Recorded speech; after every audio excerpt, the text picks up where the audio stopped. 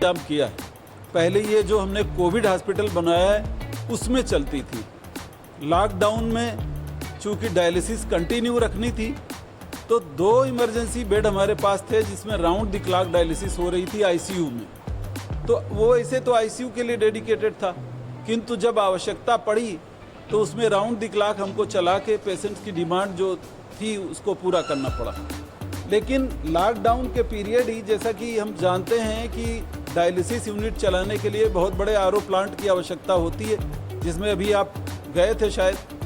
तो वो RO plant lockdown के पीरियड में इंस्टॉल करना नया बहुत बड़ा चैलेंज था, लेकिन हमने उसको युद्ध स्तर पर हमारी टीम ने तैयार किया। उसमें मेडिसिन के विभागाध्यक्ष ने, हमारे प्रो-वीसी, मेडिकल सुपरिटेंडेंट सभी ने इंटरेस्ट लेके व्यक्तिगत तौर पे उसको इंस्टॉल करवाया। और आप देख रहे हैं ये 15 बेड अगर सुबह आते तो ये सारे के सारे भरे होते, क्योंकि 4 घंटे में डायलिसिस का सेशन पूरा हो जाता है। तो हम देख रहे हैं कि 15 के 15 अभी भी 1-2 छोड़ के बाकी सब भरे हुए हैं। कुछ की डायलिसिस हो चुकी है और आपने देखा, मैंने सबसे हाल चाल पूछा तो सभी लोग खुश हैं। तो इस इलाके के लिए बहुत बड़ी राहत है। यहाँ पे मैं ये भी बता दूँ कि इन 15 बेड्स के अलावा 2 बेड वो जो आईसीयू में डायलिसिस के, इमरजेंसी डायलिसिस के लिए चल रहे थे, वो अभी भी एक्टिव हैं। और उनमें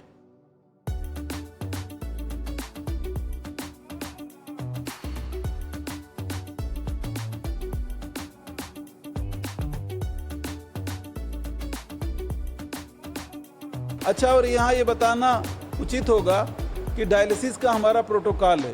इन्फेक्शन रोकने के लिए, कोरोना इन्फेक्शन कैटर करने के लिए हर वीक डायलिसिस वाले पेशेंट्स की जब भी ये होती है, उसका जो शेड्यूल है उसके हिसाब से हम कोरोना टेस्टिंग करवाते हैं, ताकि हमारे हेल्थ वर्कर भी प्रोटेक्टेड रहें और ये जिनकी डायलिसिस होती है वो भी प्रोटेक्टेड रहें। तो इसके अलावा आप जानते ही हैं, हमारी बड़ी यूनिवर्सिटी है, इसमें हमने कोई भी हेल्थ सर्विस पैरालाइज नहीं होने दी। लॉकडाउन के टाइम भी कंटिन्यूअसली इमरजेंसी सर्विसेज चलती रहीं। इधर 2-3 मास कैजुअलिटी एक वीक में आई, उनको भी हमने ट्राइजिंग में रखा। कोरोना की सारी प्रिकॉशंस लेते हुए हमने जो बेस्ट पॉसिबल था।